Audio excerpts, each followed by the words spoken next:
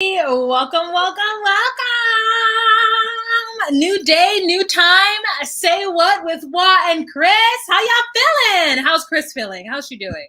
I'm good. I friended my cousin just texted me, I accidentally FaceTime someone, honey. You know, when you accidentally do a pocket call, they call right back. You're like, I didn't mean that. Oh, and I have to text you. Sorry, I didn't mean to call you. You know, it's just, gosh, eloquence when it comes to texting and thusly hard. You know, it's hard. It is.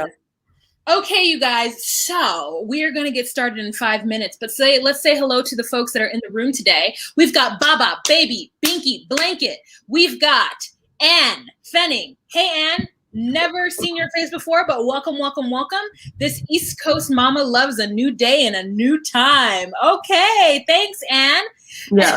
Hi, lovely, says Baba, Baby, Binky, Blanket, aka Jasmine.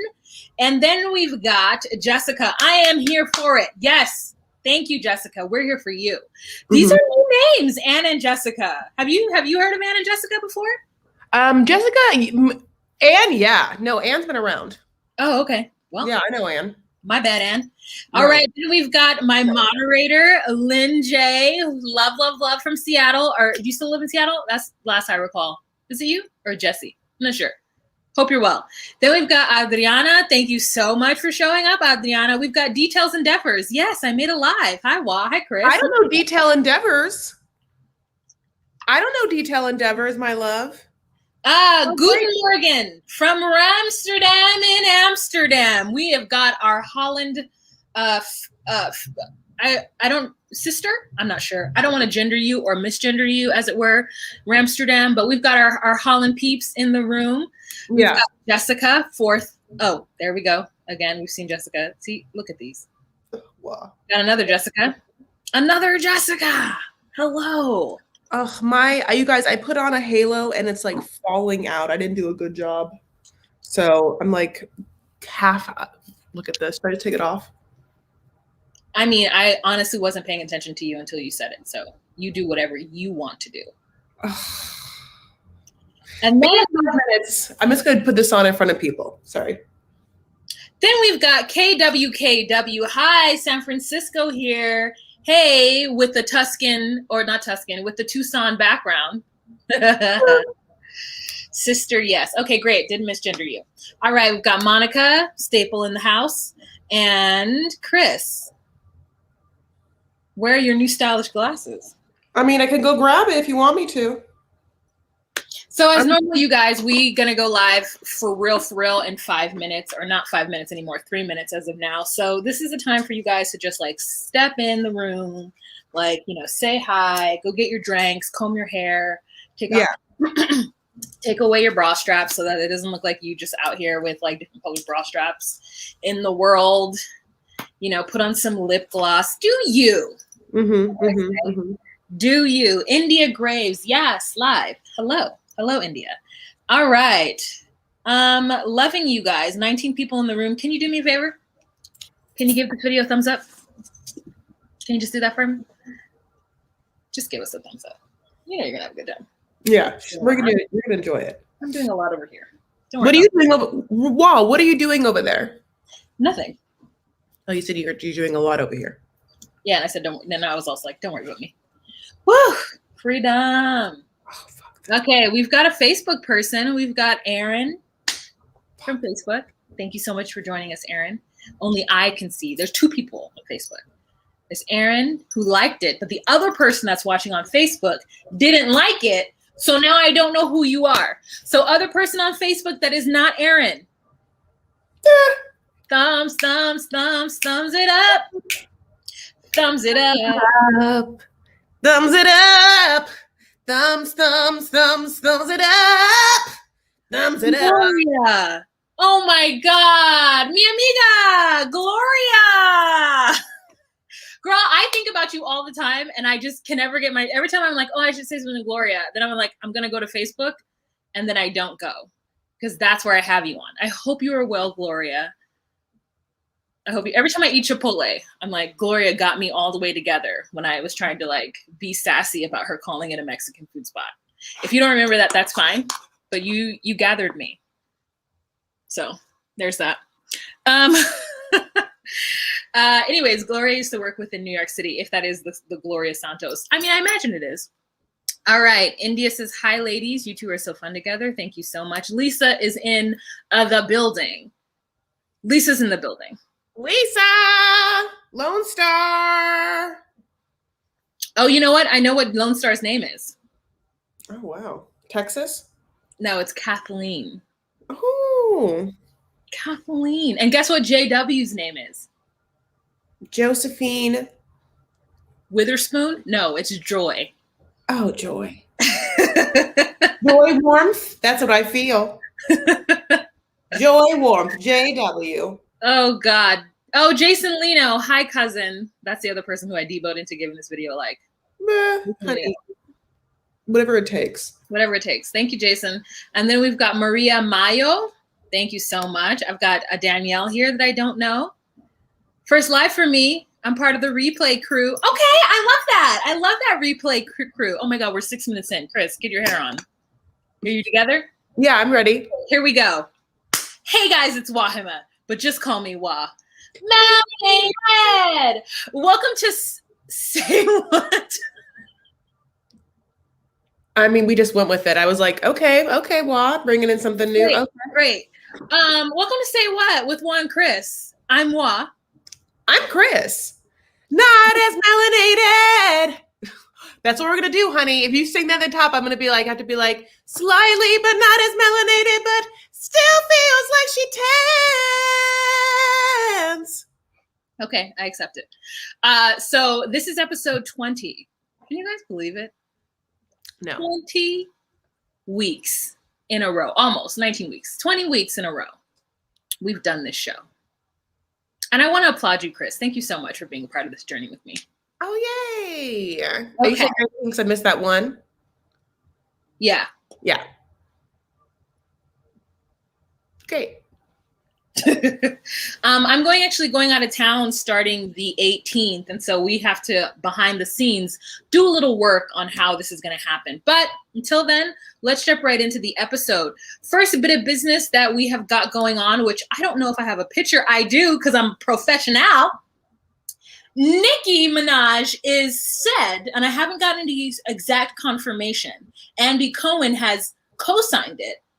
She has put herself in the running to be the host for the reunion of the Real Housewives of Potomac. She loves the show. The casts love her. They're very excited at the prospect of her possibly being the host, as well as Andy Cohen went on the record saying like he would be fine if she were the host. And I think that's really great.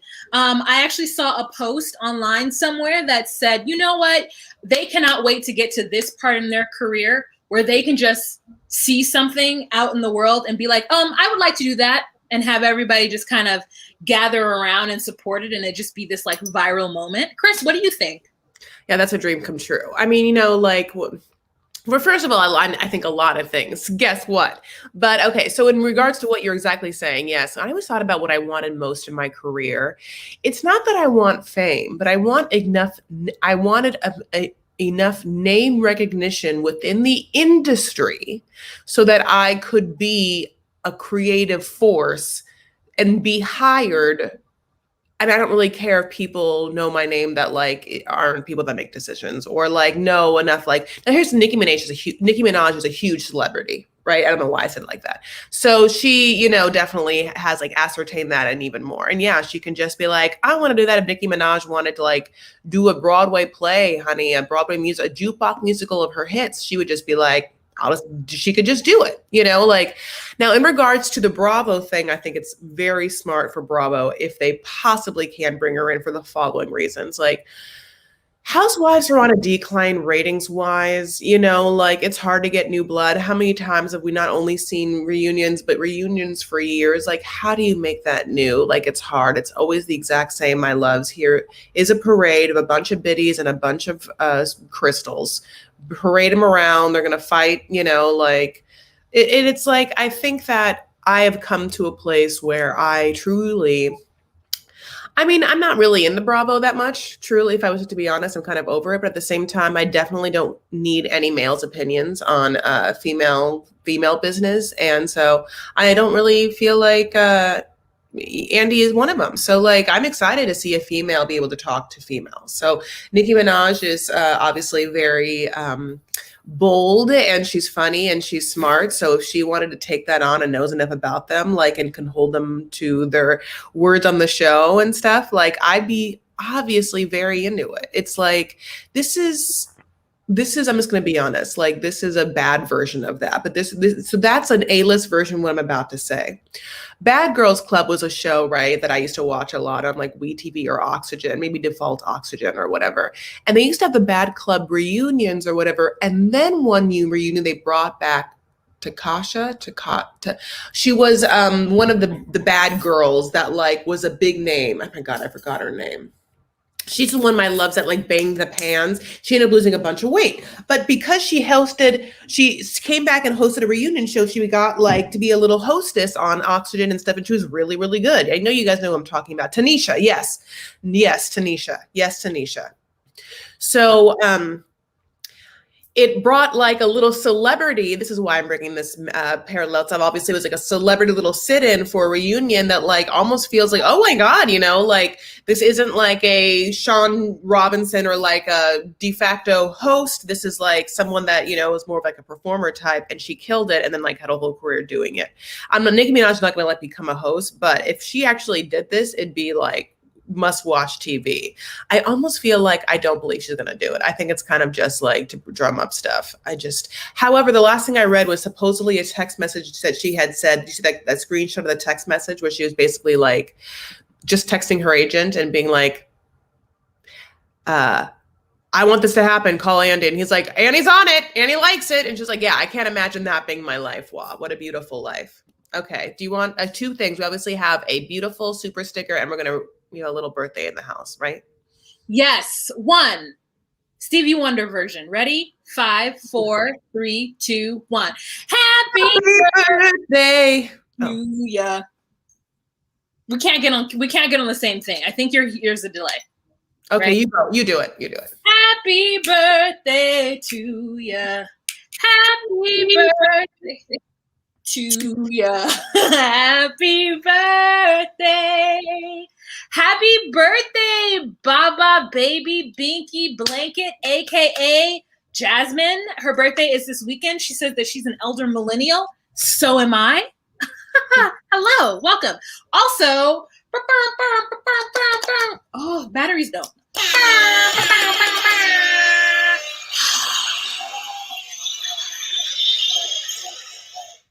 Thank you so much, Marie, for that lovely super chat. It is always a pleasure to have you here, jumping in, jumping out. You know, great. Yeah, so I didn't know any of that about the Bad Girls Club. However, I do think it's interesting. And even if it's a marketed ploy right now to drum up interest for the Real Housewives of Potomac, I won't bite. But if Nicki were to host it, I would watch it, only so I could talk about it. Oh yeah. To see how good she is, to see if she really comes with the real. Yeah. You know what's so interesting, and this is a definite side note, and you don't have to make a comment on it if you want to. I am desperate to find reasons to like be back on Nicki's bandwagon, because I feel like when Cardi came out, she just like had hateration in her dancery, and I just didn't understand why she was like, but me though. But me, I did that. And we were like, yeah, girl. And I'm sure you got your accolades. But for me, Nicki was never for me because of just the outrageous body augmentation. And like, she just didn't hit, you know? And I think maybe I had evolved in my respectability politics by the time that Cardi came out, and I just fully gave on into the PUSSY word talk. And so I'm more of a Cardi and also because I can see Cardi on Instagram being her real self. I'm just a sucker for an artist who I feel is being their authentic self. Like when Gaga and Beyonce came out, like I know they came out at separate times, but like for me, Gaga, I feel a little bit more because I feel like Gaga gives more of herself personally for me. And I'm not going to argue with anybody. Go, Chris. I'm not going to argue with anybody. No, I love you so much. Yeah, I think that Nicki Minaj is a far better rapper. Obviously, she's one of the best rappers alive. And I think that, you know, I think the thing that I don't know a lot about, but it's been talked about so much. Where there's smoke, there was fire. With Cardi, there was a lot of pay for play that a lot of people said, and I think a lot of what Nicki said was like she just basically paid to be number one.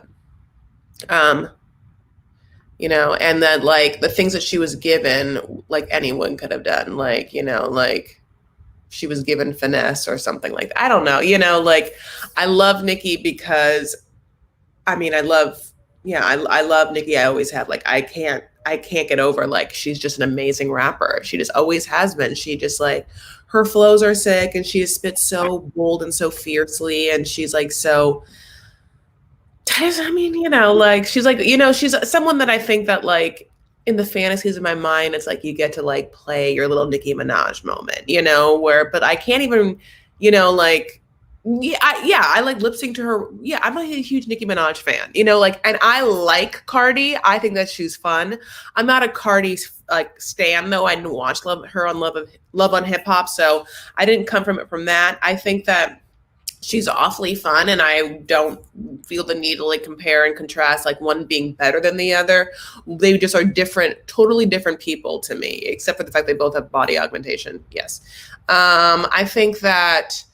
With Nicki, yeah, like Nicki has like a chip on her shoulders, you know, like and I wonder, I don't know all of Nicki's thing to know exactly why, but probably it's a deep dive to figure out why she did get so mad. It must have there must have been things at her expense that happened for Cardi in the same way that things happened at Mariah Carey's expense for J-Lo, you know, and J-Lo was arguably, if we're talking talent wise, the lesser talent.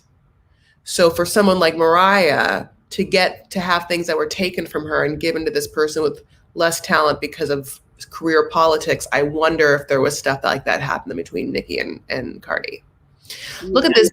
Why are you giving us a present on your birthday? Oh my God, Jasmine.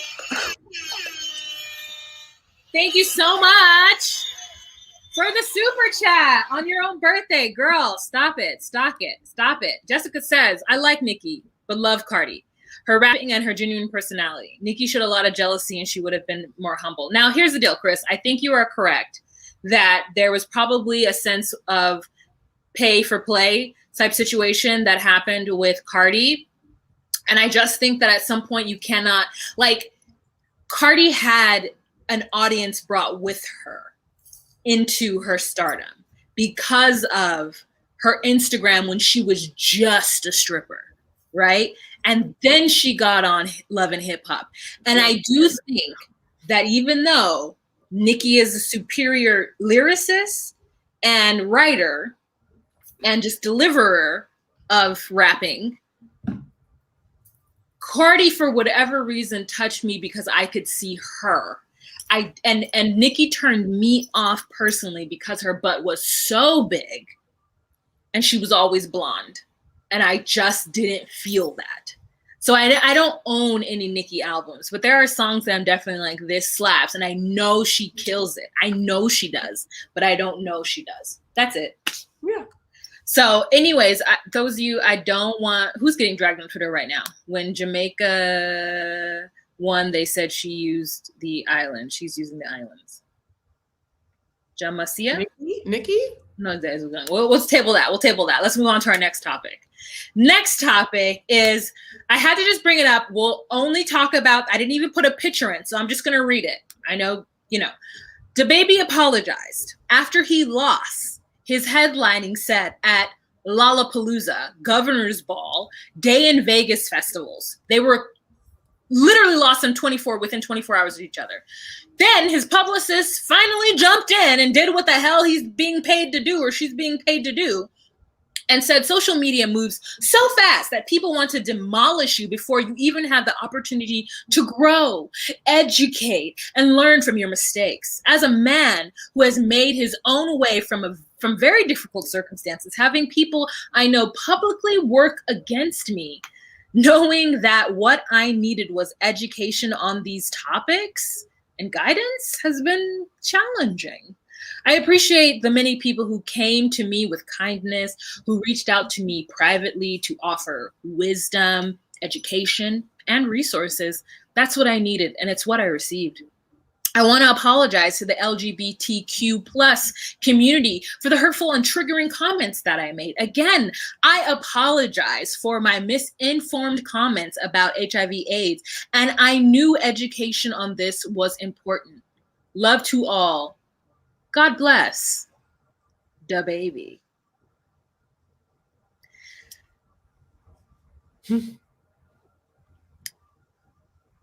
It's 2021. There's no reason anybody who is going to publicly be saying shit should be misinformed about HIV and AIDS. That's all I have to say. Go ahead, Chris. Yeah, what an interesting week, because we have DaBaby with this whole situation. And then we have huge superstar and leading man Matt Damon having a story where he basically, and let's just talk about it, and let's just talk about the ways in which these two men are going to go out on this. This is a very rich, white, older superstar. I mean, leading man superstar. The other one is obviously a black male hip hop rapper, younger, at the precipice of his career. You know, DaBaby is a big deal right now, but you know, like this is arguably like where he should be shooting up into and having like a lot of things come his way. Now, what DaBaby said on stage in front of people was very graphically, intensely, specifically horrid. And what Matt Damon said is basically up until a couple months ago, he had to get schooled by his like 11-year-old daughter not to use the F word, and not something that rhymes with duck, but the thing that rides with a maggot. Stag. Yeah. Yeah, whatever, I'm sure, you know, like in that accent, I don't know how he probably uses it or whatever. Oh my God.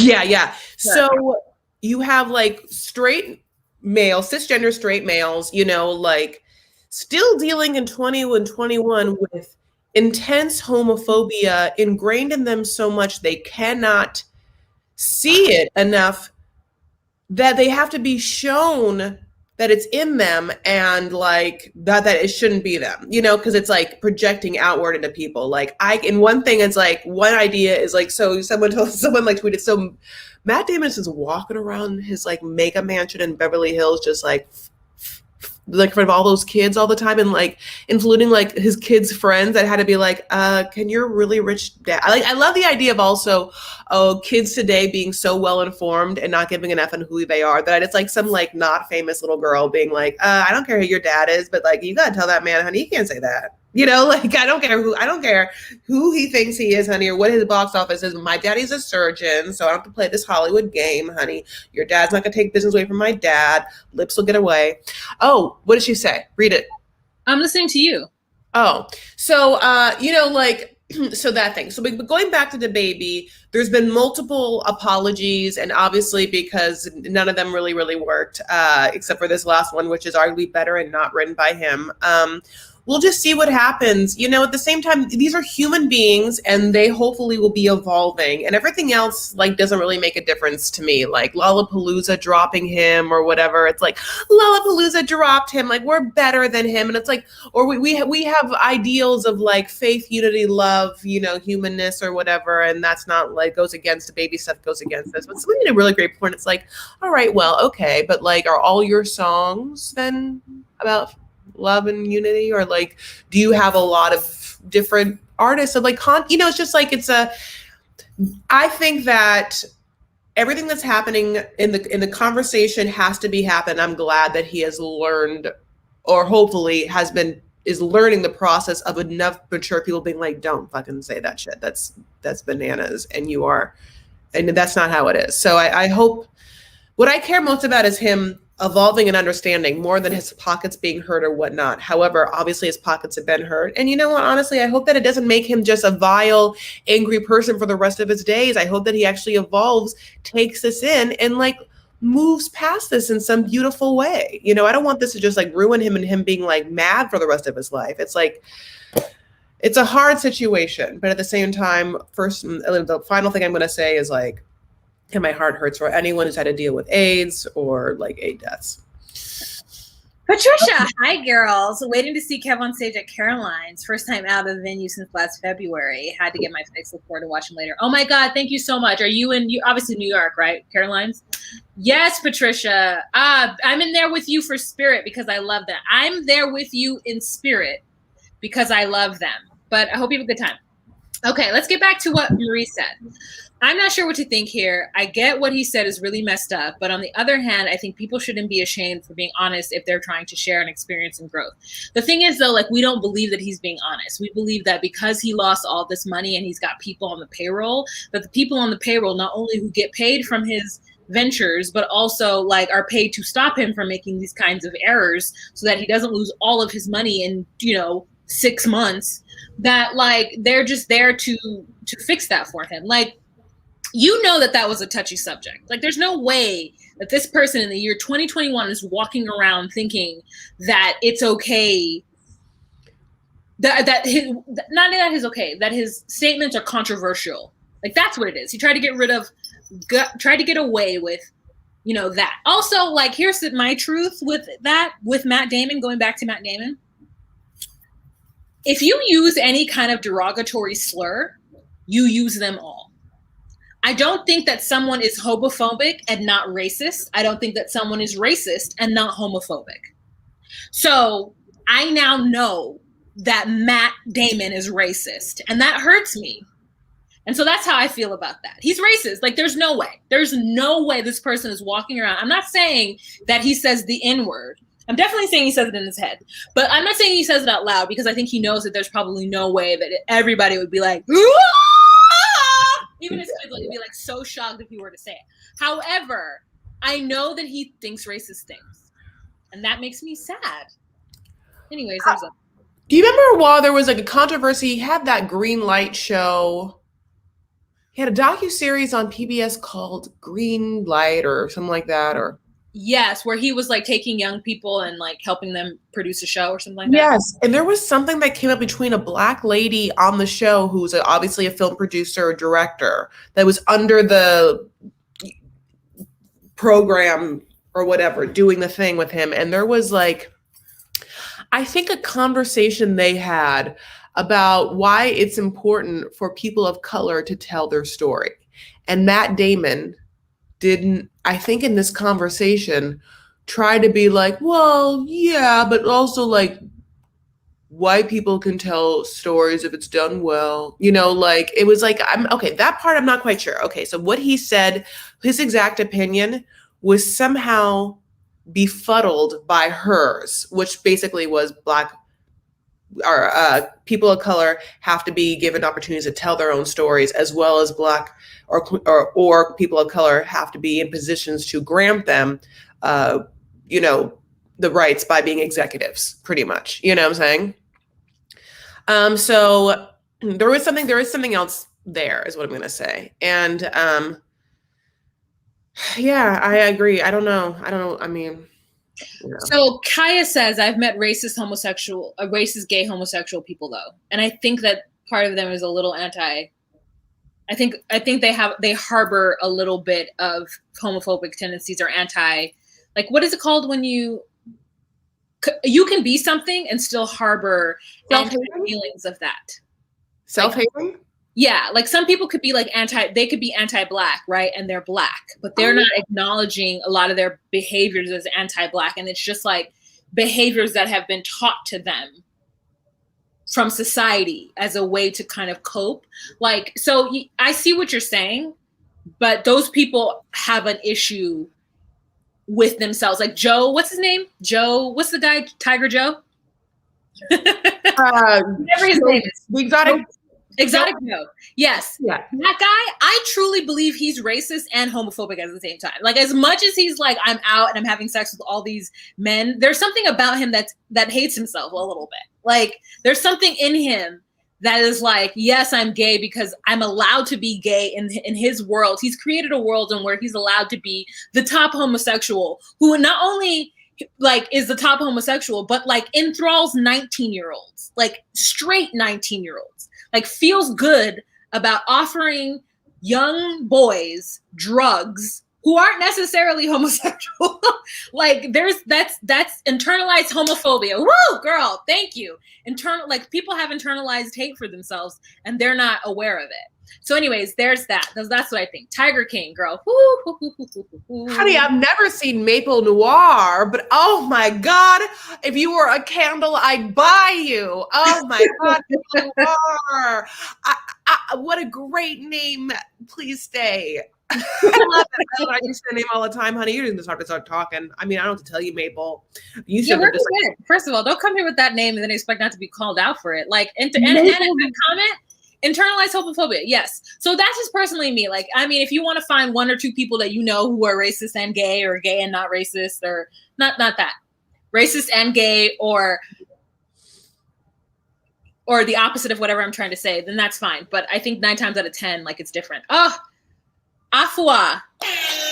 Oh. So happy to be here for the live. Been following both of you for a while now. Wow, you look draw-dead gorgeous, and Chris, you look angelic. Love y'all. Thank you so much, Afua. Thank you so much. Oh my God, look at you though. You're gorgeous too, my love. Thank you so much, Afua. I mean, what a beauty you are. Lisa says that's why it's so important he flipped straight boys. Tiger King is a predator. Baba says, hate that YT doesn't play on my phone while. Oh yeah, that's the most annoying thing about YouTube. And I have other apps that will still allow me to do things and other applications, but not YouTube. They're like, no, we need your undivided. I'm like, just put a little corner, like a little picture in the corner. The Kev on Stage Studios app does it. Anyways, there's that. Oh, tell us how Kev on Stage's show is when you go to, like, I need to comment on this video at the end. That's what I need you to do. Comment the video and tell us how the show is. That's great. Yeah, I'm gonna say this one thing about DaBaby and then we can move on from this. You know, I think that also it's like the lowest common denominator to equate the huge tragedy with an oppressed people, right? Like AIDS epidemic, gay people, slavery, Black people, you know, like it's like what happens when someone, if it's a joke, it's the hackiest joke, right? Like if you're a comedian, it's the hackiest, laziest situation. Now this person isn't a comedian or whatever, but it was like, it's obviously in poor taste, but it's just dumb. It's like a dumb base. It's a base dumb thing where it like doesn't add anything and it's just, it was almost like lazy or base. I mean, it's more than just, it's actually very obviously horrible and mean, but like there's just a baseness to it that is just, you know, I don't know. So that's all I have to say about that. All right. So I don't have pictures of these people because like I didn't feel like looking for pictures of them, but here's a little, sorry. This is Lollapalooza. It started on the 31st, and I'm sure it's already done. There's too many people there. Everyone there has COVID. They got it, okay? They got the Divergent, the Delta, whatever it's called, they got it, okay? Just want to point that out. Don't go to these damn festivals. Okay, next thing I want to talk about is Lamar Odom. So apparently Lamar Odom owes one of his baby mama, I don't know if it's one or I don't know. Owes his baby mama $400,000, up almost 400. It's like 380 something K that he actually owes her in child support, back child support. His kids are now 19 and 23, but at some point throughout his career first of all, I didn't know that Lamar Odom was a part of the Shaq Kobe Bryant three-peat. Like I didn't know that because my entire family loves the Lakers. They have been Laker fans since Kareem Abdul-Jabbar and Magic Johnson. Okay. Mm-hmm. Then they've just been in that. So, you know, whatever. But Lamar Odom looks so old. I didn't know he was only 41 years old. I thought he was from the Van Exel era of the Lakers, but no, he's from the Kobe Shaq era. And this man, just like, what's that other weird big-lipped individual? Dennis Rodman just did so much drugs and drinking that they don't look their age. Like he does not look 41 years old. Okay, there's that. Also, here's his statement. Back in the news on some BS. I never air out my personal business because it's personal, but I have had enough. I was never married to my kid's mother. I took care of her from the second she became pregnant. And even after I was married, I still paid her bills. I'm not responsible for a grown-ass woman. Once my children became adults, my duties were done. I told her to go to work, move into an affordable home, and she didn't listen. And that is not on me. First of all, you owe back pay because there were times when in your drug-induced fucking coma, you did not pay what you needed to pay. We're 35 in this. I can cuss now. So, like, first of all, no one's on your side, sir. You old man. No one is Corona Palooza. No one is on your side. Okay, you didn't pay that lady's bills when she had them youngins because she was too busy in the streets. Now, here's the deal. We all know that Lamar is an addict. And personally, until an addict comes forward and says, like, hey, I'm an addict, I'm getting help for it, I acknowledge it, then I feel like I have the right to read them. Maybe I don't. But, like, in this case, I'm like, Lamar, no, you had the opportunity. I mean, I guess this is shitty of me to say as a Black woman, but I'm like, you were with a Kardashian and you messed that up. That was your ticket to ride. We got a ticket to ride. We got a ticket to ride. And not just because, you know, I'm not trying to say like, oh, he got it because she's a white woman, whatever. Besides the fact that she is a white woman, she's a Kardashian. Them folks got money. Like you could turn your life around. And he chose not to. So I don't have any feelings of sorriness for him. And whatever. Yeah, first of all, I love the fact. First of all, he said, and I continue to pay for her after I got married. That's not here nor there. It's not that she got married. You got married. By the way, you left her to get married to a Kardashian. So why would you getting married trigger any sort of difference in any sort of? And I love it. It's like I always paid. You should. You had. I think he has 2 alive children by this woman, my love, but they had a third, and I want to make sure that I'm right. So tell me if I'm wrong. I think, yes, I do think the baby passed away. They had a third, right? And the baby passed away from SIDS. Mm-hmm. So this woman has gone through it to have your family. You left this woman, honey. You went with Khloe Kardashian. And you almost died after cheating on her so many times and then overdosing in a brothel in Nevada. So you can get off your high horse for the rest of your life and pay this woman who had to take care of your kids, who thought, you know, like probably you were going to die and then she was just going to raise the kids that you guys had together. How dare you? He's toxic and troubled, and that one is not it. And yeah, this like misdirection of my kids are older. It's like, yeah, that's back stuff from you not paying before they had turned 18. The last one is 19, and he probably just turned 19. There was rent that you didn't pay. You didn't pay it. And that's what she's coming for, because compounding interest and stuff like that, that's all there. And legal fees. And you almost died because you are such a toxic train wreck. So any of it, like, I hate to make these things public. You hate too goddamn late. You married a Kardashian. You don't hate to make anything public.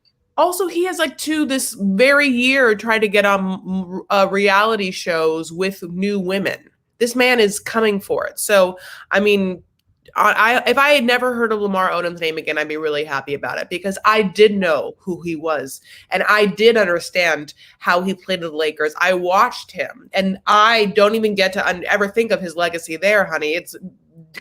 I mean, like, listen, I hate to say it, honey, but you never get over like having a OD crack situation in a brothel in Vegas. I don't know what to tell you. Like, when that happens in your career on such a public level, and I mean this, gotta kind of like dip out. Just dip out. You gotta get help and dip out. Go away. Come back 7 to 10 years later, fresh and clean, looking good, and then maybe we can consider anything after you've like said everything. Like, no, you don't. Listen, no. The same woman, no. 2 kids, 3 kids, same woman. 3 You kids. never marry her. You never marry her, but you keep impregnating her. Right. And I'm not saying that she's completely, innocent in this circumstances. She knew what she was messing with. She knew you were on drugs. She knew all that. However, it still doesn't stop the fact that these things happened. And you just have to pay for your child and the person who's taking care of your child, because you're not taking care of your children. You're not saying petitioning the courts to get custody so that they can come and stay with you 3 days a week or on the weekends. I'm sure she didn't demand any of that from you. Just help me pay for them. And you couldn't do that. $400K, and you were making X amount of dollars. Maybe he lost. I mean, you got kicked to the D League. So a lot going on. Anyways, yeah. ODing in a brothel, you got problems, sir. Bigger problems than your baby mama.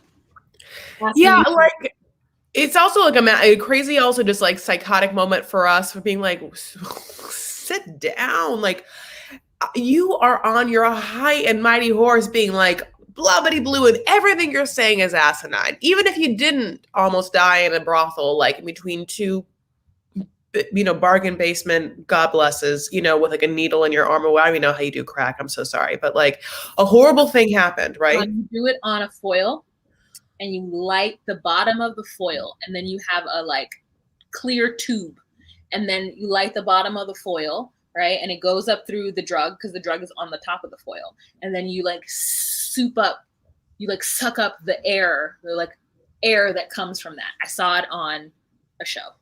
Continue. So it's not that I don't think that people that have OD'd have rights to work or whatever. It's not that. But at the same time, people that have had such crazy amounts of drama in their lives, and they don't have the awareness that their comments that they make publicly are so still asinine. It's just like, it's a touchy subject, but I mean, like, I wouldn't be, I would do anything to avoid this person for the rest of my life if I was anyone in his life. I mean, what a person that needs a lot of tragic help. And I'm just happy that his kids are old enough, and I hope that they are fine, because I can't imagine they are. I mean, I can't imagine they are. So they're not. I mean, your parent doesn't just like almost die, What was describing freebasing, crack is a rock smoked in a pipe. Okay, so it smokes like meth, where it's like a pipe, and then at the end it's a bulbous, and then you just like light the pipe, the bulbous, and then you smoke it in a pipe. Anyways, here's the deal. You guys are giving us topics. I'm not sure if you watched this show before, but I have suggested that if you would like for me to talk about a topic, to just go on ahead and email me at justcallmewa@gmail.com. And the reason is because I cannot do the research that you are asking me to do. I can. So if Chris wants to do it, she's more than welcome to do so. Cannot do it. So that wasn't given to me. I don't know anything about it because I don't know if you guys know this. Chris, I'm about to zoom in. Ready? So I don't know if you guys know this about me, but I don't follow pop culture. So I wouldn't know the top topics you're just literally throwing at me. But if Chris wants to, she's more than welcome to. Kelly Clarkson. Nicole Taylor says you can smoke it like Waht describes too. Thank you. I saw that on 6 Feet Under. We can talk about Kelly Clarkson when we're done with our docket. Let's talk about, just real quick, Alfonso Ribeiro. That's it. Ribeiro, who is known as Carlton Winslow, is not unusual to be loved. Kind of like knock it off my. He's in the news on today or this week, and he has a bone to pick with Black people. He says that it happens still almost every day, unfortunately, Ribeiro and the Atlantic Black Star about having his blackness challenge. I'm in a mixed relationship and I get things and looks and comments constantly. And I find it very interesting because you see a lot of these things on social media where people say things and people have positions and perspectives. And it's not as easy to make that choice because you're not at home in any home. I'm never going to be white and I'm never going to be fully supported in the Black house. He says that he was never invited to any BET awards after all that he has done, and he is a staple in the Black community. BET has never invited him to anything. And I don't know that I can be neutral about this. Yes, Fee. He's feeling shunned by the Black community because he says that the Black people don't take him seriously. And I'm like, well, you know, on TV, you did play a very like whitewashed individual, unfortunately. And that's unfortunate that you weren't invited to the BET Awards. Like, I do feel some kind of way that BET never invited him because Carlton is literally an icon. Like, you can say what you want to, but there's a dance, there's a song, there's two dances. There's this one, and there's jump on it, bounce, bounce, bounce, bounce. That's him too. It's him and Will, but it's him too. And like all of the Fresh Prince, like he literally is him and Will back and forth, back and forth, back and forth, back and forth. Wait, can I ask a quick question, my love? Mm-hmm. That dance, that last bounce, bounce, bounce. That's you're saying? I know that dance in that scene. Wait, I know that dance in that song.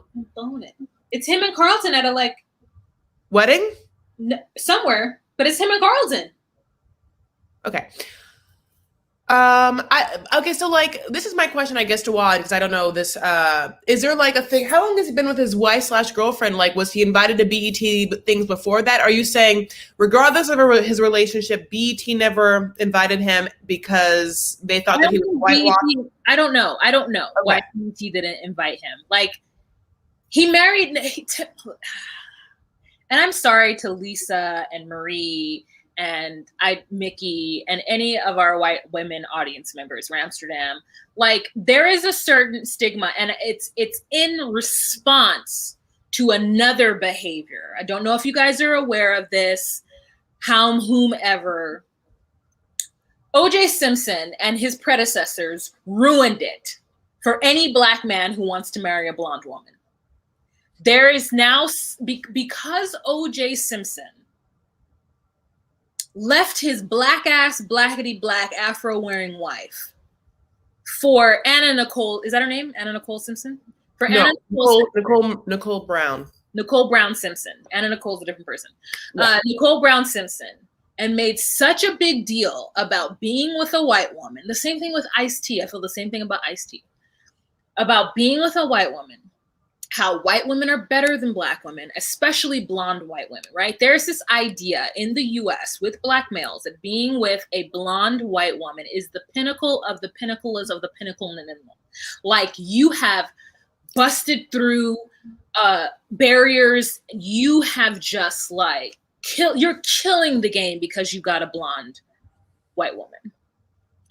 And the reason why I blame OJ, or I'm using OJ to pinpoint it, is because he was like on record saying like he prefers white women are more docile, saying a bunch of shit that is not necessarily complimentary to white women. It feeds into this idea that white women are soft and docile and will like do whatever you say and honor you and kiss your feet and suck your pee. So like it is not the best image, right? But for so long, that has been kind of this thing. So whenever Tiger Woods in the same way, I'm going to be honest with you. When Tiger Woods' wife attacked him, I was like, I don't care. I don't care. Beat him up. Yes, beat him up. I don't care. I'm not here. I don't care. I literally don't care about you anymore. And Alfonso too. I was like, oh, I don't care about you anymore. Like, not that I wish bad on you. I just don't care about you. Like, I just don't have a, like, your input into my community and my whateverness. And it's not necessarily because they themselves made these comments about white being right. I actually had a Filipino boss tell me once. He was like, listen, if it ain't white, it ain't right. His wife was white. And he was like, that's the way I felt. And I said, oh, shit. That's some internalized hate right there. If it ain't white, it ain't right. So, like, for me, I just am like, that's what I think of when I see Black men actively pursuing blonde white women. I think that.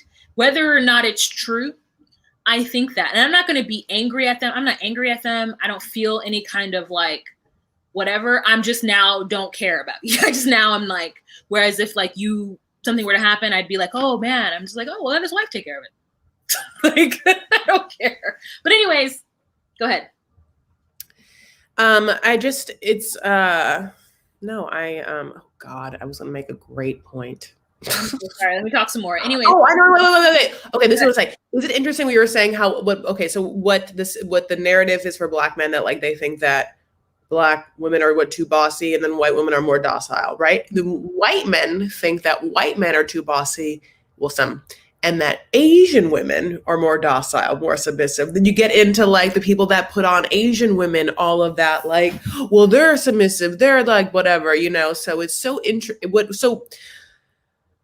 what really plays at is the masculine or testosterone or like whatever. There's a part of men that think the grass is always greener, or what they don't know they is better, or something like that, whatever. So I mean, yeah, I was gonna say, as like a person that has seen for Arab men, I think that I can see them definitely thinking that like blonde women are where it's at, Eastern European, what if preferably, Yeah, and it's so not interesting, but it's more so like then it causes, I think, a rift between women a little bit. And at this point, I'm at the place where I'm just like, no, it's their fault for doing this. It's men's fault for creating this hierarchy of like what's desirable and what's not, particularly in the US when Emmett Till is such a blaring example, but I'm pretty sure that there are so many other examples of situations and when a Black man dates a white woman and some shit goes down with her family. Either he's hurt or he's ruined or something because of this like goal of like doing this. I had a friend who I went to college with who was raised in Kentucky. And while we were in school, like I think our freshman year or our sophomore year, there was some like drama going back home. And she was like, oh, this girl I know is with my friend. Let's say his name is Devin. He's Black. Let's say her name is Lindsay. Lindsay's white, Devin's Black. My friend is like, oh my God, my friend Devin, his girlfriend Lindsay is saying he raped her. And I was like, oh my God. Like in my mind, I was like, this man is gonna be lynched, like what is happening? And like, then as it folded at the end of the school year, and this is crazy, but at the end of the school year, she was like, yeah, Lindsay came forward and said she lied. And I'm like, this is in the year 2000. This stuff is still happening. So it's like, I'm like, you need to be careful who you trust in these streets, because there is like, as we're seeing now with, certain white women using their tears as aggression towards Black people, especially Black women. I mean, men, you would think that Black men would be like, oh shoot, like there's not a balance in this, but whatever, live your life. Anyway, so Alfonso believes that he has been ostracized because he married a white woman. The thing is, though, he's like Dominican or Panamanian or something. So I'm not sure. Like, I'm like, there's a lot of happening in your culture. Like, just like deal with it. Well, do you think that there's been do you think there'll be conversely an embrace of Joshua Jackson for marrying a Black woman? Like, do you think that there's a Black community like, but how do they feel about Adele? Like, does it, like when the Black community sees Adele with a Black person, are they like, well, Adele's cool, so we're into it? Or I don't know. Like, honestly, it's because Adele, the way she sings and the fact that she's Adele, there'll still be some people who are against it, right? But it's not the same as like a no-name blonde white woman versus someone that has already like garnered the trust, which Adele has garnered the trust. Again, there are people who are going to feel some kind of way. Like, right. And the same thing with Joshua Jackson, right? So what's happening in the Black community with Jody is that there are factions of Black men who say that she is, thank you so much for the super chat, Saraya. Let me finish my thought. There are going to be Black people, more so men than women, who feel like she's anti-Black or that she's not about the promotion, the moving forward of the Black community. My personal experience being a dark-skinned Black woman is that I don't ever walk into a space thinking that any man is not attracted to me. And it's because over my years, the men who have shown me the most adoration and love have been non-Black men, except for Asian men. Like, they're not trying to fuck with me. But like, most of the time, it's if he's Middle Eastern, if he's Latino, if he's white, even if he's Black. Like, sometimes I can see the kind of Black men who'd be attracted to me. I'm like, oh, bag him. Like, I know that this guy, in whatever. My only barrier is that he might think I wouldn't be into him. This is usually the barrier that happens to me. And that's what I use to my advantage. I'm like, good, they don't think I like him. Great. I can move through the space with relative comfort. But like, and I feel like Black men don't necessarily understand that. They think like if a Black dark-skinned woman or a Black woman in general dates outside the race, that like somehow she's like trying to stop the Blackness from moving forward. And I'm like, no, I think I wish more Black women would look for options outside of the community, because I think that sometimes the community doesn't love us. The community doesn't appreciate us. And I know it's a harder feat to deal with someone of another race as a Black person, especially currently in this time period. I would actually have them like explain to me how they are anti-racist. Like, I would need, like, right now, if I were to go on a date, I'm like, you cannot be racist, none at all. You can't have you can't do it, because I'm already, there's a lot going on in the world, and I'm just like, you need to show me that you don't have that. But anyways, yeah. So I don't know. I just feel like I don't have that problem, and I don't put that on anyone else too. But Black men in America, with all that has transpired between their relationship with white women, and still this pursuit of white women, and this pursuit of white is right, and you know, wanting to have that woman at home, that trophy, and that trophy is not someone who looks like their mother, is like weird to me. But you understand that, right? Because you stated that you had that issue with your community as well. I did. I just want to bring up the fact that people are really, you know, feeling what you said, and I love, and I'm happy that people are like, hopefully, you know, yeah, just like connecting with what you said, including my favorite person in the room, Maple Noir, came back with her second comment of the chat. Look at her. Amen, Waht. Maple! Thank you, sir, saying other things. You know what's funny? I watched an episode of like an Oprah show where she was talking to like the women in her cast and crew. Mm-hmm. And she was talking to this one woman who was like, what is it with white women and being blonde? And she was trying to like talk and get them. They were like, well, you know, being blonde makes me feel this way. Being blonde makes me feel that way, blah, blah, blah, blah. And then the woman finally just was like, I'm told I'm prettier blonde, Oprah. Because Oprah was really pushing against it. And she was just like, I don't understand it. And that's when I was like, oh, that's why so many non-blondes make themselves blonde, because there is some kind of stigma or stereotype in the white community that blondes are better. And I'm just like, that is effing crazy, because I think that redheads are really interesting. And I love like a brunette beauty with like big brown eyes. Like, I think that women come in all different sizes of beauty, like, and blonde, especially a true blonde, to me, they're very pale usually.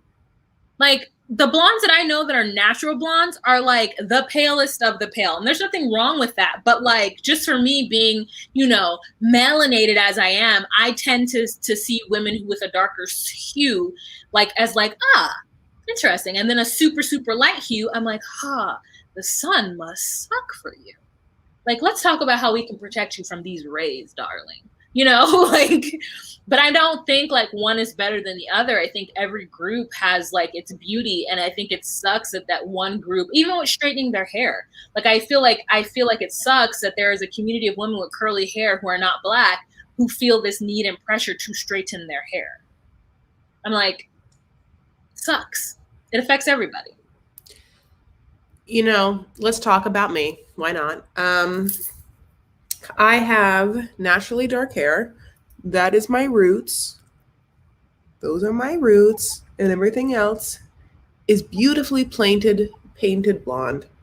Now, I have been doing blonde streaks in my hair ever since I've been 16. I've seen the pictures. What? Yeah. And I can confirm. Yeah, I have also been darker. I've gone darker blonde, So now I've been almost doing this for like, longer than I've been alive. And I will tell you, I like the way that I look with blonde in my hair. I like the way I look. For me, it brings light to my face and eyes that distracts from, for me, the darkness that I have in any of the following areas. Underneath my eyes. Now I have a full face of makeup on. Okay. So like I have dark circles into my eyes. I usually wear a color corrector. I have nasolabial folds. And when I have like dark hair, I kind of just feel like I look angry, sunken in, kind of like a hardened, like woman that's been through like winters in the 1950s in like a USSR situation. Like I don't feel, I just don't look, for me, with my coloring, it doesn't do things for me. And I don't know why, like people like, I don't know what kind of, okay, so whatever kind of coloring I have, it's like J-Lo also usually has blonde hair, and Beyonce sometimes has a lightness, or at least a little lightness in her hair or whatever. And it's like, I mean, I wonder like if there's like a tonal quality where it just looks more pleasing to us. But I mean, like those people are superstars. I don't know. But that's why I have blonde hair. Go on. First of all, Ramsterdam says you don't owe her any explanation, but I want to say that low key, I tend to think that even Beyonce and J-Lo have some kind of internalized situations feeling, and I think you do too. But that is just me. That is me being like, maybe that's what I believe is going on. And I would never tell you that. I would never say, Chris, don't dye your hair, because obviously it's like you feeling good about you. And that's going to make it easier on everyone around you if you feel good about you. So do what you need to do to feel good about you. What's so interesting is like I grew up with my cousin Monique, as you know, we all know Monique, and my cousin Monique is Lebanese and Syrian too. And I have seen her with streaks in her hair, and I don't like it. I love her hair natural color. I think she looks so good with her natural color. It's brown. She has dark brown hair. She has darker skin than I do. It looks so good. Yeah, there's like an ashy kind of blackish, or sorry, like ashy grayish tone to my brown hair that just doesn't make it like doesn't pop, or doesn't play well with my skin. I think it just kind of like sits there. When I was younger, I did have like naturally kind of like lighter hair because of the sun. It obviously isn't this blonde. It's weird because it's like, do I have an internalized hatred of like my Arabness? I mean, it's hard for me to say that because I was born in America. My parents, I mean, like I'm just so American that it's like half the time I don't know what I look like or what I have, how I come off, or how people perceive me. So I really feel like I look in the mirror, I'm just kind of like, what do I like? But maybe that's part of it. And I think at the same time, it's hard to like pinpoint something as being a self-hatred moment of your culture when so many beauty processes are to take something and change it into something else, like wigs or hair pieces, or, it's like, well, at what point do we say that we're supposed to just walk around, naked as the day we were born, with like maybe a dot of like oil, It's like I don't know. Concealer. No, you're right. And I don't know where that line is drawn either. I think we all kind of deal with it. I deal with it in certain aspects too. Like it took me a long time to do braids that weren't either purple or 1B, which is like not black, but like one shade lighter. And then I finally did step out and I found a good color that I would think is my blonde. But it's not a blonde. And I had it when I was in Guatemala, like in 2019 when I went to Guatemala. I love that hair color. But like for me, I guess it's because in the States as a Black woman, there are some things that are so easily identifiable for me. But we're now changing and we're now evolving. Like wigs are new for me. Like even then I was like, I need a wig that has a curl in it, because I don't want anyone to think that I'm not happy with my curl pattern. And it's taken a lot of like, online chatter about black hair and being not feeling shamed if you wear anything besides natural plaits and a fro. And I think that's where I was for such a long time, to the point where I just cut my hair off and then just didn't have hair for years, because I was like, I don't know how to do my natural hair. Not that I don't like it. I don't know how to do it. And I don't have the money to pay every 2 weeks to go get it done in a natural style. I also don't want to go get it flat iron, because believe it or not, like, paying someone to do your hair naturally is more expensive than going and getting your hair pressed and curled every 2 weeks. So like, or permed every 2 weeks. So like, straightened every 2 weeks. And I didn't want my hair to be straightened anymore, because I didn't think I looked cute with it straightened. So like, yeah, it is a hard world to traverse. And I'm not saying that you do have internalized self-hate. I'm saying that is what I think. Like, I'm just like, oh, you're not, this person is not happy with who they are naturally, to where they need to emulate. And it's specifically when you're trying to emulate, or not you, when anyone is trying to emulate a European sense of beauty. And the only reason that I'm a little like, I push against that is because, like, as a Black person, that is what we were told that we had to achieve in order to be treated somewhat decently. Like, you couldn't go to work with your natural hair. And I think like Black women started wearing wigs and stuff because it was just like, it's a lot to try to keep up with y'all. And you're like, you're not you, Chris, but like with the European centric way of beauty of like just getting up in the morning and putting your hair in a messy bun, or like not really having to sit down and wash your hair and like detangle it and condition it and do all the things that a Black woman may or may not have to do. So like, it's just me work, because I got called, because people told me, Black people, including people in my family, told me so often that I was trying to be white. And I knew I wasn't. Like, I knew that I never was like glorifying whiteness. I was always very proud of being Black and cool with who I was. That like, I just didn't want anything to kind of prove that they were correct. And I don't know if you got told that growing up, like, oh, you're acting white, but that gets told to Black people. And especially in a world where like, we're ostracized and we can't hide our Blackness. We can't fake who we are. We can't, even if, you're the perfect whatever, you can't get from underneath the stigma of people thinking you want to be the colonizer, or like the theft, the person people who stole you from like, original ancestry. So it's just kind of like, I don't ever want to self-hate.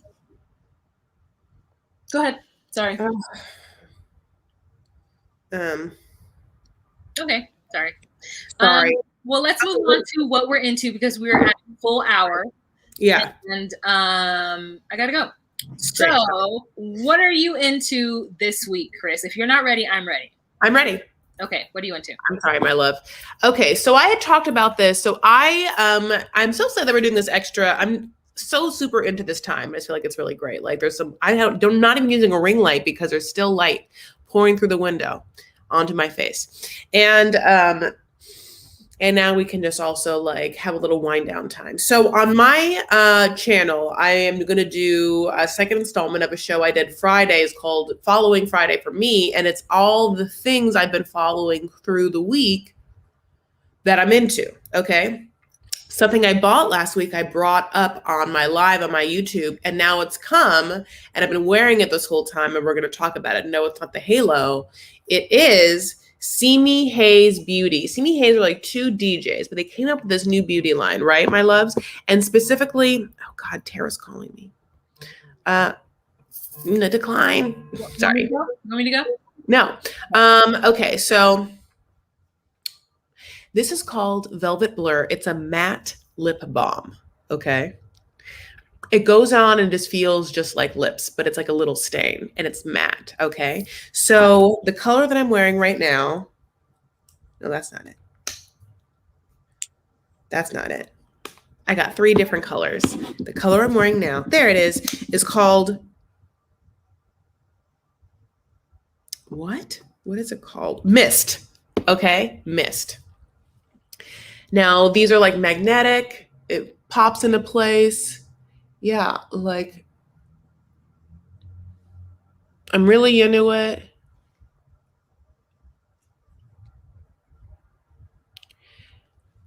DJs of the beauty line. Now I like why am I talking about this? Because it's actually really good. It's a really great product, and I think the whole line's gonna be really, really interesting. I think it's gonna be good.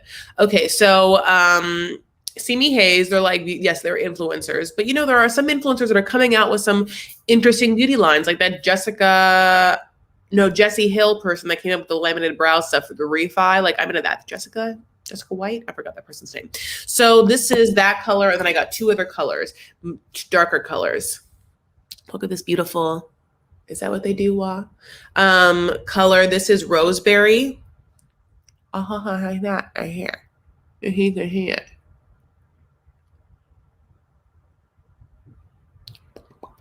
Okay, and then I don't know why I did that. Does that show you anything? I just wanted to, you can see how that's a darker color.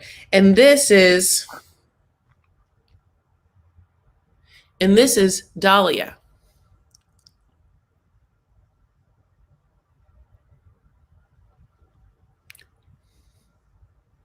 They just go on like a dream. I think you really like them because you love matte, but it's like a matte lip balm. So it's like a matte lip color that is actually moisturizing. That doesn't, like, I'm not going to have like that liquid lip, you know, like settling in just like lacquer paint feeling. That's not what I'm experiencing. I'm experiencing like a balm, like a dry balm. It's actually so cool. I mean, I'm really into it. So that's what I'm into. The Simi Hayes Velvet Blur Matte Lip Balms.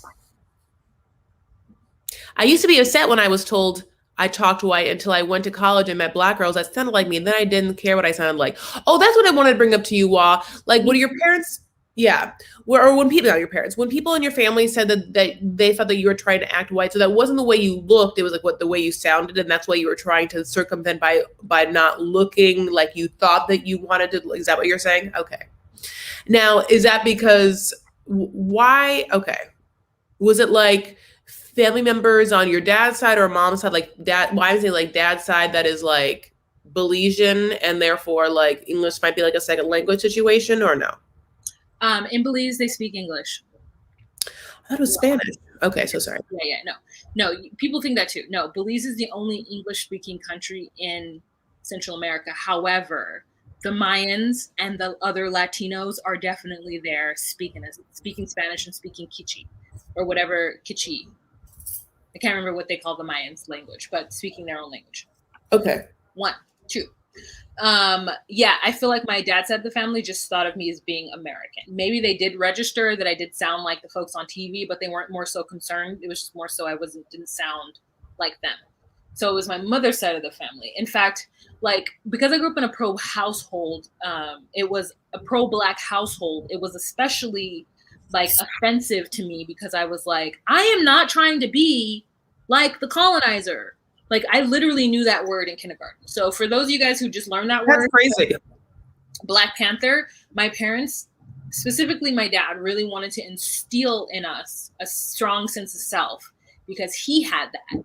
He knew that coming to the States that he had to deal with that. He had to deal with all of a sudden him growing up in such a melting pot because, like I said, Belize has a lot of different culturally racial people. There's Chinese in Belize, and they sound Belizean. So the Chinese in Belize, there's a 20%, like not even 20%, 2% Lebanese population in Belize. There is a lot of different races of people in Belize who sound straight up Caribbean. For the, like, I guess the American ear, it would sound Jamaican to you guys. So like, he's from a melting pot. Now he grew up around all Black people, right? But he's seen other races of people, other ethnicities, of other cultures, other skin tones of people. Coming to the US is when he really experienced racism in a way that he'd never experienced it before. And so he was like, I really want my kids, you know, and I think it was good because I was dark skinned and I was already going to deal with opposition from Black people for being dark, that I had a strong sense of self. And so I did. Like, I went to school like very aware that teachers were going to be racist to me and I had to be better than everybody else. I had to be smarter. I had to not be bad, not ever have any complaints against me, be proper, you know, pull my pants up, you know? And so it was like a way of coping, especially because I grew up in the suburbs. So it was like more so a coping mechanism and a way of being to kind of fit in and not be ostracized by those around me. And even though I was who I was, I still experienced racism from people just making assumptions, teachers, leaders, call it like, I told the story about the what's that person called? The counselor who told me that I didn't have to go to a 4-year, that I could just go to a 2-year, and I didn't have to take biology. I could just take life sciences. And I was like, why would I take life sciences? Like, my thought was like, what? Why would I take that? And I didn't realize that he was being racist until afterwards. Until he was just like, you don't have to hurt yourself taking biology, Blackie. Just take life science. I was like, what the fuck? Why would I take life science? In my mind, I was like, life science is for the dumb kids who aren't going to college. Like, I'm not a dumb kid. Anyway, so so that's what that was. It's like just this strong sense of self and who you were and being proud to be Black. Like, I really only watched Black TV growing up, so that I never idolized being white. Not that white was wrong, was that I never idolized it. And I think even though we don't know that we're doing it, we are, especially as Americans, because that is how you kind of get by. And that's how you succeed, is by fitting into a white world to where they accept you, and then they'll give you jobs and they'll give you land, and they won't be outright racist towards you and whatever. Like when I first met you, I was like, your dad looks like a white man to me. And you were like, this Arab man. And I was like, now I'm like looking and I'm like, okay, he looks Jewish, like, but for me, for the longest time, I was like, I don't know. I wonder if you always thought he looked Arab. No, you actually got upset with me the first time. I was like, oh no, I don't think your dad looks Arab. You were like, and I was like, Arab man. Like, ever since then, I was like, this man looks Arab. Okay. Okay, I'm going to show you a picture of him, a young picture of him, and you tell me, like, I just want to, like, I think my dad looks... No, I do, but I think it's because he doesn't have any facial hair. And then, like, at the time, my image of what an Arab man looked like was very specific. And I think that's what it was, because your dad didn't fit what I thought Arab men looked like, or my picture of Arab men. God, I'm trying to find a young picture of him, and it's really hard. I can't actually do it. So, okay. All right, my love. Okay, so I want to quickly talk about Kelly Clarkson, and this is all I have to say about her. So Kelly Clarkson was married to Reba McEntire's stepson. Reba McEntire married her manager, right? And the manager is like, let's just say his name is Blackstock or something, Black and Stock or something. I'm not quite sure what the manager's name is or whatever. That person has a son. That man, Reba McEntire's husband, has a son, and that son married Kelly Clarkson. And then they got divorced, my bays, and he was awarded a substantial amount of spousal support. And I hate it. I hate that she has to pay him all that money. I'm like, this person has a whole business. He has a whole his family. Okay, so his family runs a music management business. They manage the stars as Reba McEntire, other people, country people, probably at one point Kelly Clarkson. He has a whole career. I don't have any kids. What? He does? Yeah. What does he do? Oh, he's a music manager. I don't know. Did I not say that? You said his family has a business. I didn't know he's involved in it. Yeah, okay. Yeah. Sorry.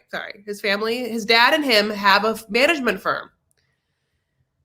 They don't have any kids, from what I think. I don't think they have any kids. I think Kelly does have kids. I don't know if it's with him.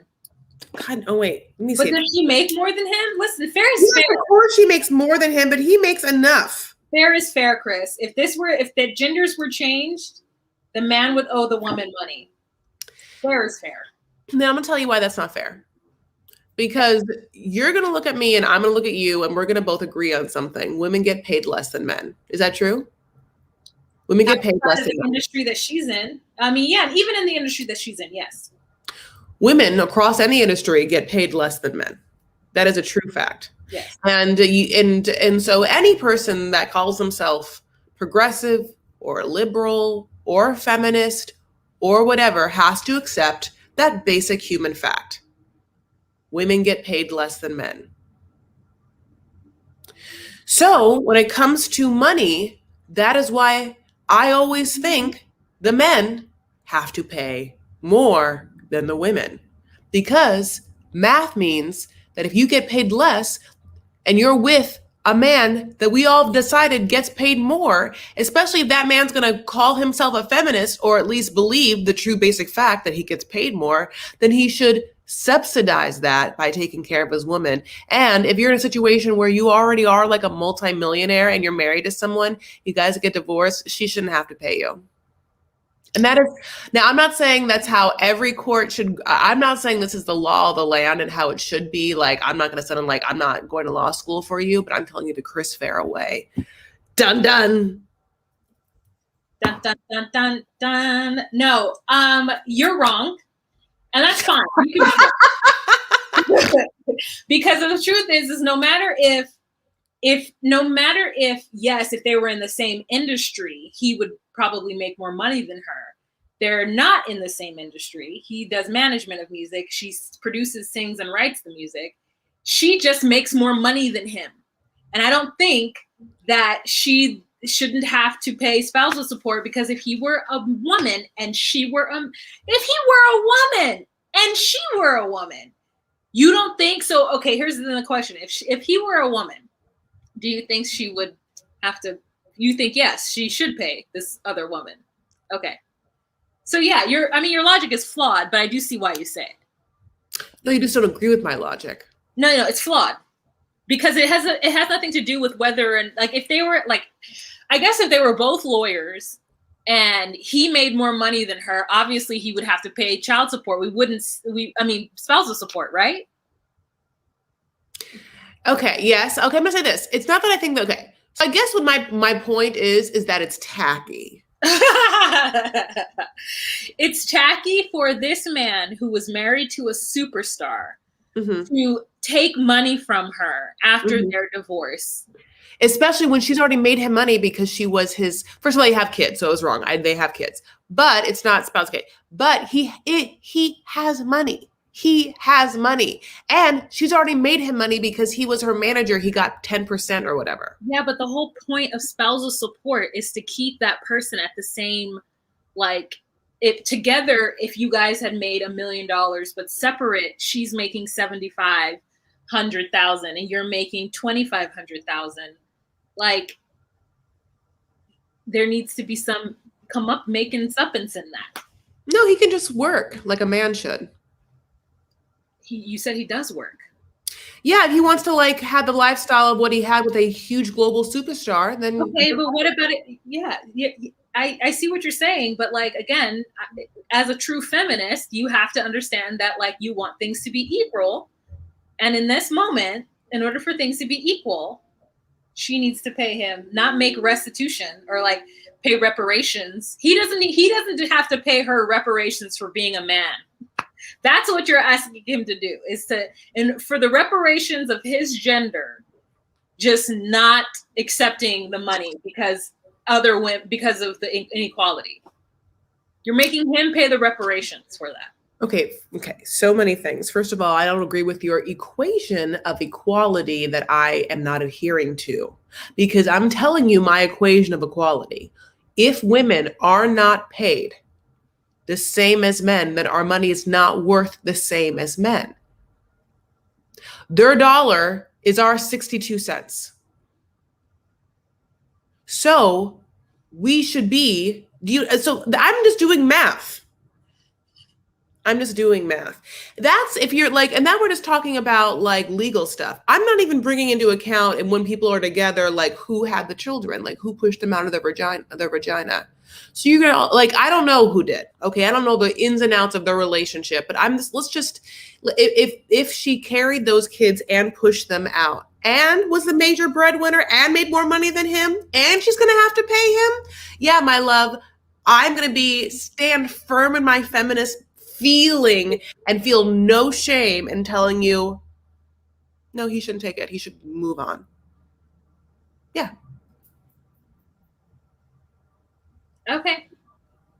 I think when you add in the fact that she had his kids and pushed them out and did all that and made more money than him, I could see that as an argument. But until that goes to the federal courts and gets put into law, that a woman who has a child out of her own body should not have to pay as much in spouse. Like, is she taking the kids or is he taking the kids? Those are the questions that I have too.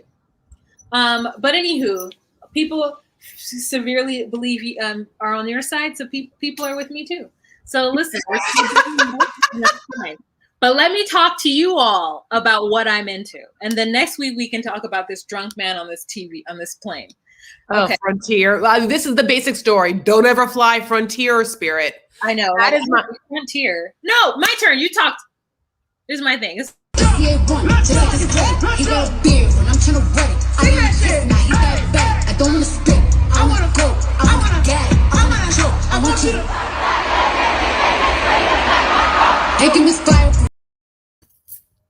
Okay, let's watch it one more time. So basically what this is Meg Thee Stallion is performing and she has an interpreter there. And that interpreter knew the assignment, is what the caption says. And she sure did. Let's look at her again.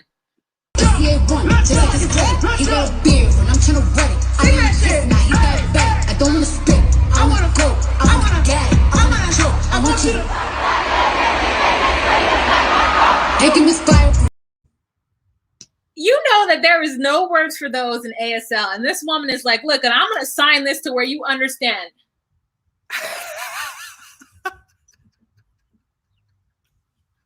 And I said, you know what? She better get it. She better get it. Get it. That was Meg Thee Stallion. But that was Cardi's line. That was Cardi's part. Yeah. But it was Meg's show. Yeah. You guys, if you guys are on Instagram, I would take yourself off of Instagram. Go on to TikTok where you see people just looking naturally crusty and you can just feel so much better about yourself. I went on Instagram today and forgot and was scrolling and was like, my butt, my belly. And I was like, oh my God, why am I on this? Why am I on this?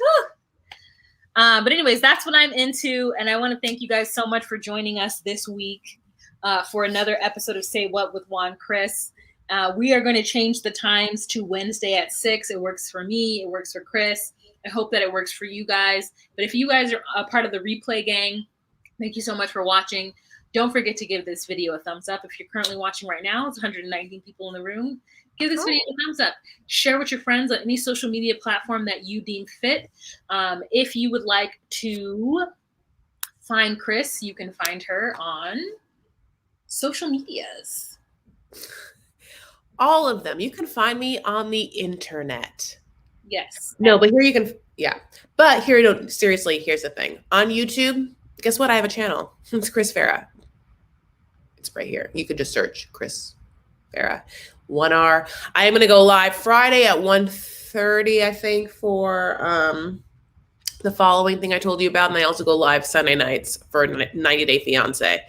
And then you can also follow me on Instagram and Twitter. I'm at Chris L. Farah. I also have a private Facebook group, and that's called Vanity Farah. And that's a good way to get at me and talk to me. 1:30, Friday, p.m. Pacific Standard Time. Space-Time Continuum. It's called Following with Chris. Yeah, it's basically all of the news stories, shows, products, business, celeb story, anything I'm following, like ideas or whatever, like that I've like garnered my attention, I follow throughout the week. So this was a really, really fun live. I really love you guys all so much. Thank you so much for all the super chats. Thank you so much for like playing with us. Thank you so all the new people in the room that like hit that, replay gang. Also, please like this video. It's like, we hate to ask for it, but like, we really need it. I mean, that's like straight up. Like, how am I going to buy more Simi Hayes Velvet Blur matte lip things? How? Well, I don't know how, but it definitely isn't going to be like per liking of this video. Like probably one of your thumbs up will give me like 1/19 of a cent. So think about it. I need it. What is the name of the blonde hairs channel? Oh, what? Sorry, go ahead, Waht. Oh, Lisa's just being funny. Also, blonde hairs channel. That's you. Also, if you are a redhead, bottled or natural, know that I find you very interesting and quite exotic. Even though I know exotic is like a negative word now in these days, but I just think you're so pretty. I think it's so interesting, the red hair. All of my redhead friends, I'm like, show me pictures of your children. I'd like to see how this unfolds. And yes, thank you guys so much for being here with us. You guys can find me on social media. Just call me Wah. You can find me on TikTok. You can find me on Instagram. You can find me on Facebook. You can find me on YouTube. Just call me Wah. You can also find me on Snapchat at Wicked Wah, no H. Great conversation. Thanks, Mickey. I saw Joy jump into the room for a second, but then she left. All right. You guys have a fantastic day. Oh, hard to know. Thank you so much for the super chat. Hard to know.